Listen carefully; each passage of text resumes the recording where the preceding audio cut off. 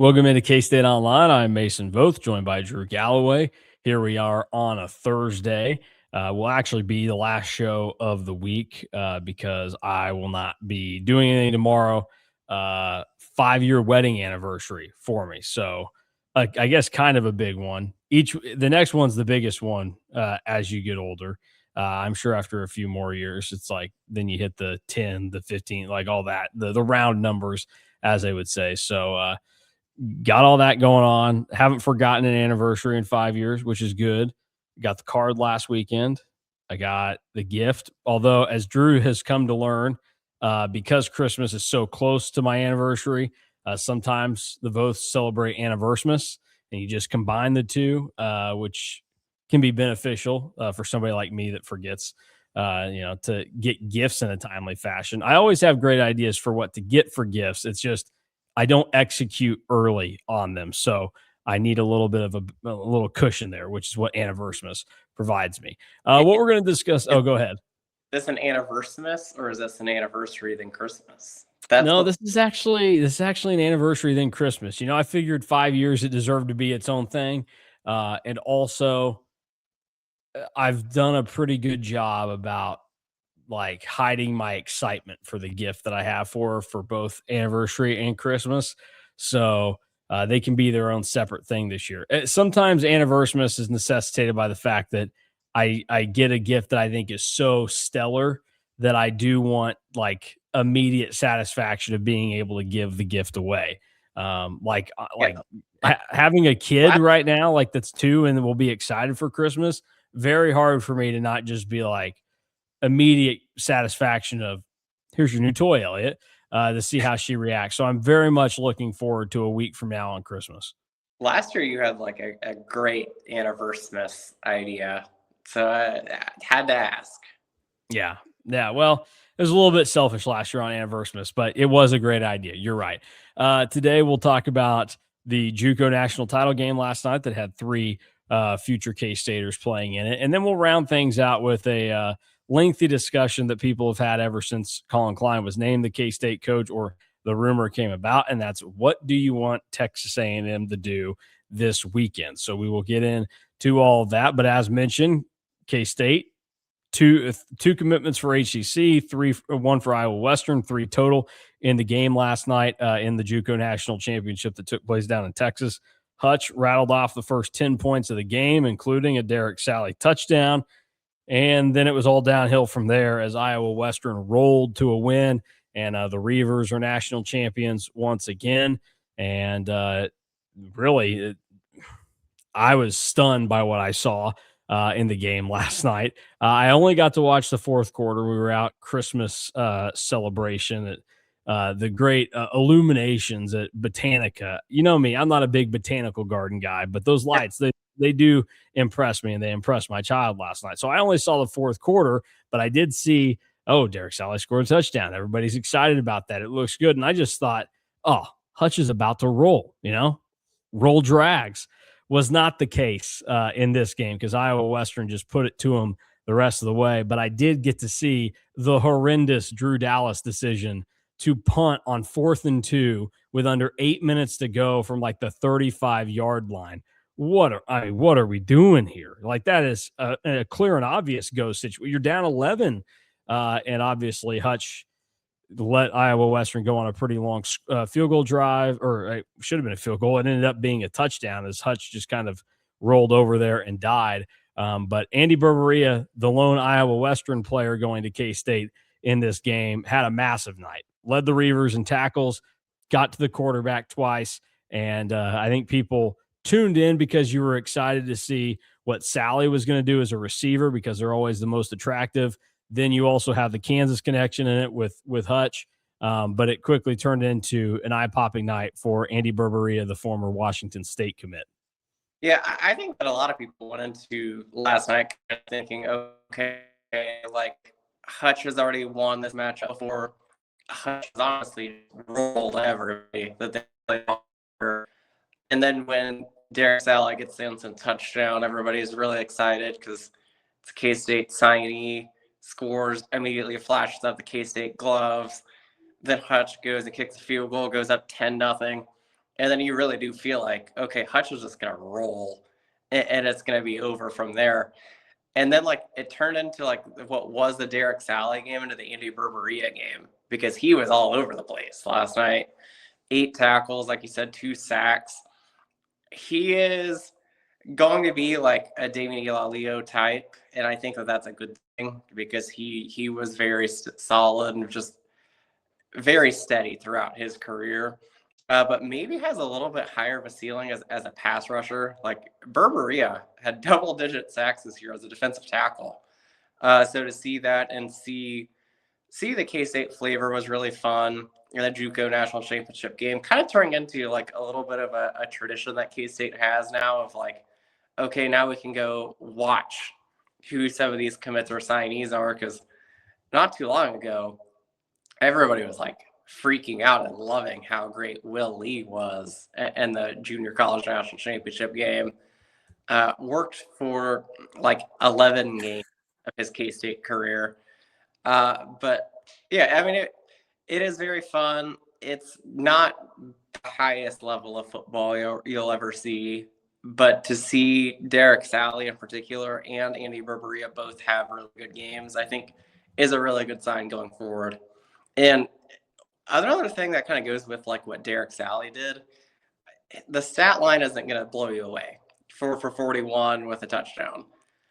But he was commanding double teams and does that every game at this level.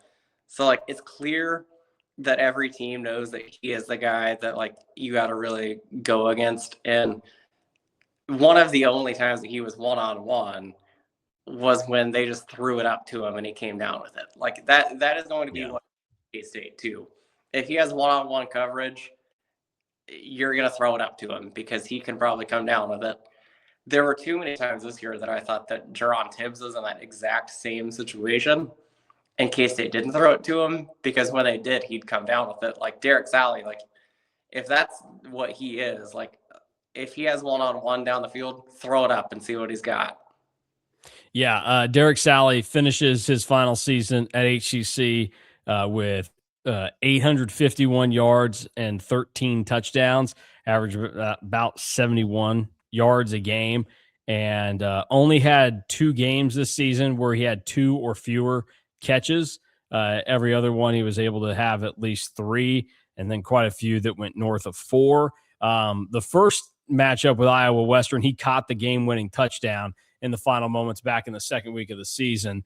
He had 4 for 106 and a touchdown in that game. He got off to a blistering start this year. First 3 games of the season, he had 15 catches for over 300 yards and 7 touchdowns.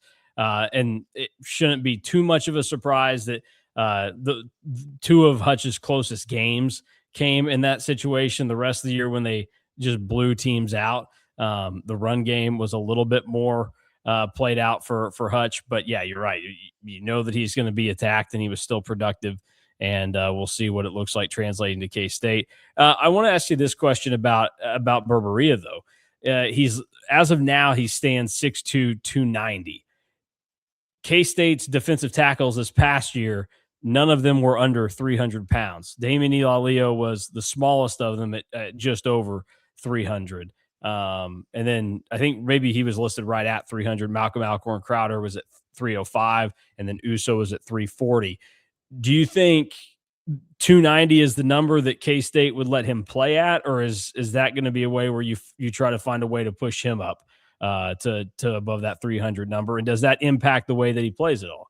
You're going to want to get him above that 300. I don't think that it will really impact how he plays, because you would hope that a lot of that would just be a lot of strength training that he's going to get playing at a Power 4 program instead of playing at the junior college level. But I think that he's always going to be kind of undersized like Damian Ilalio. Like he might be at like that 300, 305 range. He's not going to ever be a guy that's going to be like 320 or 325. But he doesn't have to be. And a lot of what he does and like what I think that he can be is he seems to be somebody that, you know, if you go into a 4-down lineman situation or even just go to a little 3-man, 3-down lineman scenario where he can just get to the passer really, really well. And I think that that's where him being that 290 to 300 can really be beneficial. To play every down, though, he's going to have to be probably 300, 305. Yeah, and K-State, like you pointed out, once you get to K-State and you have a D1 strength and nutrition staff and all that behind you, I think it'll probably be easy for a guy that's at 290 right now to get north of 300. And Malcolm Alcorn Crowder, he's taller. He's 6'6", which is just insane when you watch him run around out there. But he was at 305 this season was his listed weight. So I don't think it'll be much of a problem. And Damian Ilalio might be the comp there because of his weight and then also size. Burberry is only 2 inches taller. Damian Ilalio coming out of MHS was listed at 6'270" and then finished his career 30 pounds heavier. So it'll be interesting to see how that plays out. And obviously K-State loses Uso and Ilalio. So you needed somebody to go with Malcolm Alcorn Crowder, who I'm going to be really excited to watch next year as the guy at that position. He's shown enough flashes. And like I said, you see a 6'6" defensive tackle running around. That's entertaining in itself. So, but good stuff last night from Berberia. That was definitely to come out of it. I think the exciting thing, because he's probably the one that there's the least known about him. And, you flip Sally and Graham, the safety, who is the other Hutch JUCO player committed to K-State that played last night. They come from Big Ten programs at Minnesota that you're flipping them from. Berberia was going to Washington State. So you go, okay, what are you getting here? That was also basically like a signing day situation when it happened. So you kind of start to think, let's see. And you got on as big of a stage as you could get, and probably the most eyeballs that anybody from K-State had set on Berberia all year. You got to see that with how he played last night. So definitely entertaining and exciting for K-State. And like I said, just the fact that this is becoming kind of a tradition of, the Junior College National Championship game is on, which, by the way, it's always weird that it's on a Wednesday. But to have that and to see them play, and for at least Berberia's case, like, he was one of the best players on the field. So to see that was really, really impressive, and something that shouldn't go unnoticed, because, again, the game as a whole was a little bit gross, but you're able to see, like, the flashes of, like, okay, like, that is why, this person is going where they are. And I mean, a lot of people don't really know this just because of how junior college recruiting works, but Derek Sally's catch that he had was over a guy committed to a Power 2 school. So, I mean, it's just nice to see them go and play well when you didn't really know what to fully expect. Like, you see the ranking, so you kind of think, okay, like, what's that going to end up looking like? But it's always a good sign when one of your lower rated ones is the one that ends up really playing well and playing the best out of the three. Yep. All right, we'll pause, come back, and discuss Collin Klein, Texas A&M, getting ready for Miami and the college football playoff this weekend. All right, we are back, and now time to discuss Collin Klein at his other job, which is about to take place this weekend. K-State, Miami. Not K-State, Miami. Texas A&M, Miami. That would be wild. Well, hey, hopefully Colin makes that same mistake on Saturday, and Texas A&M loses his mind's 100% on K-State moving forward. And that really is the question that's been on a lot of people's mind. And I think most have the right approach to it. I imagine that there are some out there that probably are thinking, well, no, you want him to succeed. He's, K-State guy. It would be great if he could come in with all this. It has really zero bearing. He's already done enough to solidify what people would think of him as a coach at Texas A&M, so he can sell what he did at A&M to any recruits, anybody else. He doesn't need to go out and do whatever. Best case scenario for K-State in this game is that, number one, Texas A&M loses, and if you want to qualify around that and just say, and A&M looks great on offense, but they can't stop anybody on defense, and they lose a shootout, that's the best result for K-State here. And there's really zero doubt about it. Not that I don't think Collin Klein isn't capable of juggling the two roles that he has right now, and that he isn't, giving his best to K-State, but you would get a sharper person if he's not having to worry about two jobs and going back and forth and dealing with all that. In some ways, like, I'll make this timely and draw this into it. We just saw Doug Gottlieb give up his radio show yesterday so he could be all in on being the head basketball coach at Green Bay. Like, that's kind of what this is. Now, look, I don't fault Collin Klein for doing this. I think he's doing this the way that it should be done. Like, he signed up, he was there, he was a part of that team. He needs to fulfill his obligation there and go through it with them and be there for his guys, whether that be his fellow coaches or the players that buy into him and everything.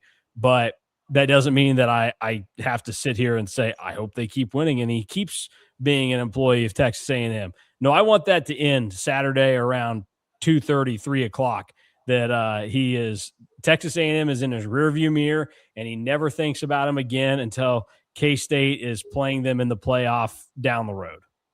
Is it crazy of me to say I could care less about even how the Texas A&M offense looks?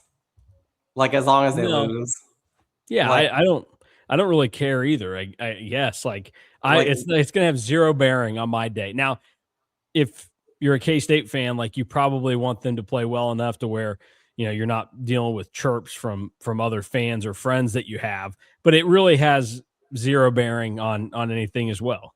Like, the only thing that I think would make me like pause a little bit is if A&M gets shut out. But like, if they put up like 14 points and lose 24-14, that's not going to have an impact. Maybe it's a good thing if they get shut out, Drew. It means that Colin's total focus was on K-State the whole time. Maybe you want that. Maybe that's what you actually want.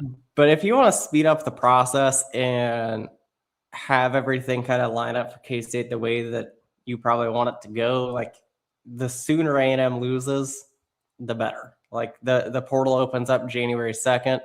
They would be playing in their semifinal game December 31st. Like, that's not something that you want. And I think that if you are a K-State player, you probably want Texas A&M to lose, because I think that some players are getting a little bit antsy and want the hiring processes of the coaching staff to be filled a little bit sooner. And I don't know. It's a really awkward situation because you want to be all in going for a national championship if you're Texas A&M, but like, I mean, we're going to touch on it here in a few minutes, but like, Jordan Peterson has been linked to K-State. Christian Ellsworth has been linked to K-State. Collin Klein is going to K-State.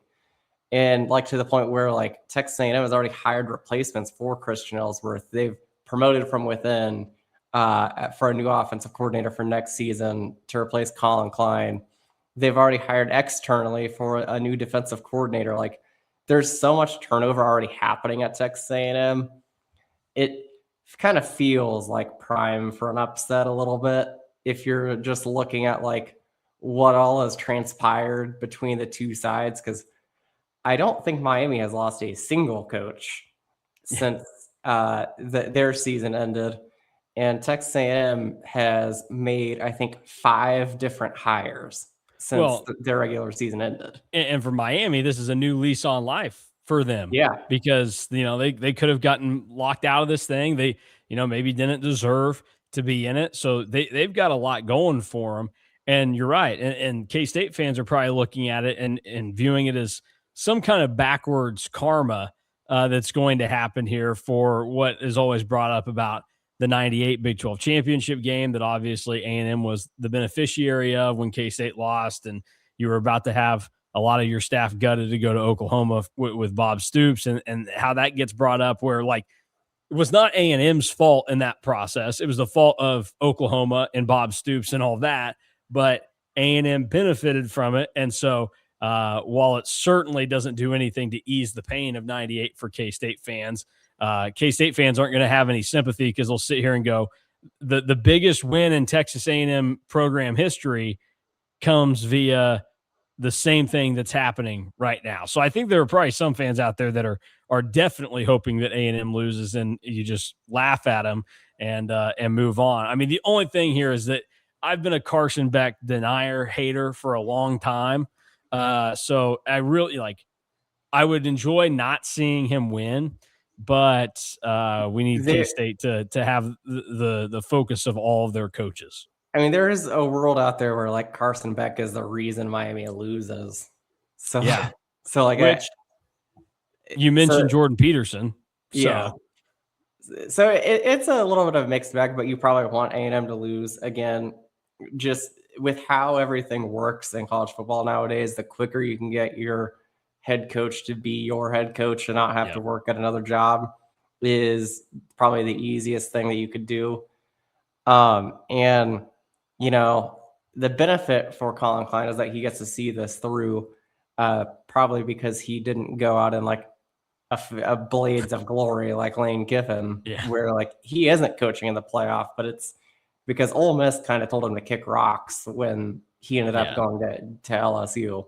Yeah, which, you know, I also get the head coach thing. It's kind of a lateral position, whatever. So I get it to some extent. But you mentioned Jordan Peterson. The report starting to come out that he's expected to be the next defensive coordinator at K-State. Spent this past year as the co-DC at Texas A&M. A&M loses both defensive coordinators because Will Stein at Kentucky, who had been at Oregon under Dan Lanning, is now going to Kentucky. He takes A&M's defensive coordinator, K-State taking the co-DC. Peterson played at Texas A&M, white corner alert, and then he spent the last 6 years now as a position coach at the Power 4 level that had some added roles on top of that. So he was the co-DC this year in the last 2 years and being in charge of the defensive backs as well at A&M. And then his last year at Kansas in 2023, he was the defensive pass game coordinator and oversaw their DBs and all that, which means he was the coach for two of the better corners in the Big 12 within the last 5-10 years in Kobe Bryant and Melo Dotson. So get ready to maybe see a few more holding or DPI flags on K-State corners, but you can't really deny the results that those guys had in games when K-State wasn't playing against them. Yeah, Jordan Peterson, very, very young. Interesting that you point out, and like we pointed out, that A&M losing both co-defensive coordinators. I think they're probably losing both because Mike Elko calls the plays for Texas A&M's defense. So like this is again where Jordan Peterson not going to be a first-time play caller because he called the defense at New Mexico in 2019. But I mean, he is going to be a second-year play caller and hasn't called a play on defense in 6 years. So he basically is a first-time play caller. Really good results, really, really good recruiter. You pointed out the Melo Dotson, Kobe Bryant, and their development at Kansas. He was also part of getting, I believe it was 2 of the 3 highest-rated commits in Kansas history were under Jordan Peterson. Very young, very energetic. Kind of fits the mold of what Collin Klein is building right now. Because I mean, we've talked about Stanton Weber getting added. We've talked about Trey Scott. Collin Klein is young. Christian Ellsworth is barely older than the two of us. And then Jordan Peterson just kind of falls into that boat too. We'll be interested to see a position title with defensive coordinator. We'll also be interested to see if there is like a passing game coordinator, co-defensive coordinator kind of with Jordan Peterson that is maybe a little bit older. Because again, as much as I love seeing all these new and young faces come in, because we talked a little bit during the K-State season about how much older that this K-State staff was, and maybe that was why you weren't seeing so much turnover year after year after year. But at some point, you kind of need a little bit of a balance. And the 3 of the 4 names that we've heard are very, very, very young.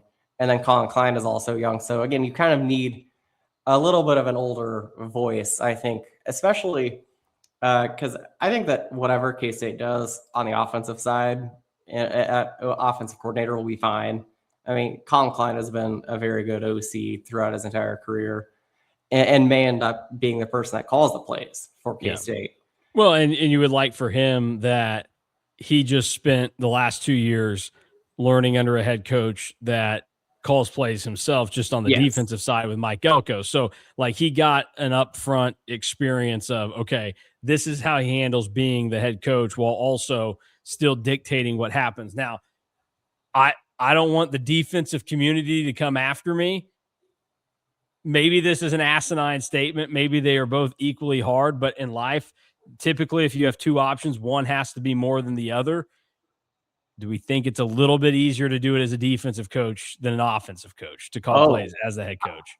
Or would you go the other way? I think it's the other way because I think defense is so much harder because it's so much more reliant on what the other team is doing to you. But like with that too, like because I think that he will be fine whatever he wants to do offensively, I think that it makes more sense to have an older coach that has maybe been a head coach before on the staff on defense in some kind of capacity. Like, I don't know if that means like, you know, your corner coach, if you have Peterson do safeties or vice versa as a former head coach, or what that really looks like.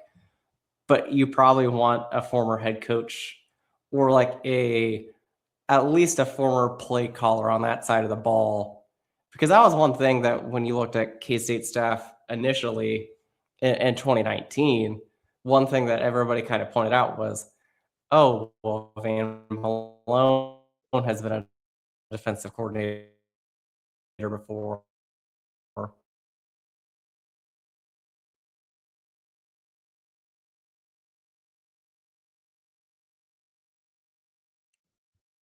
All right, I'm sure Drew is making a great point there. We lost him. That's all right. We're getting close to the end anyway, so we'll close things out today and get everything rolling into next week. So no show tomorrow.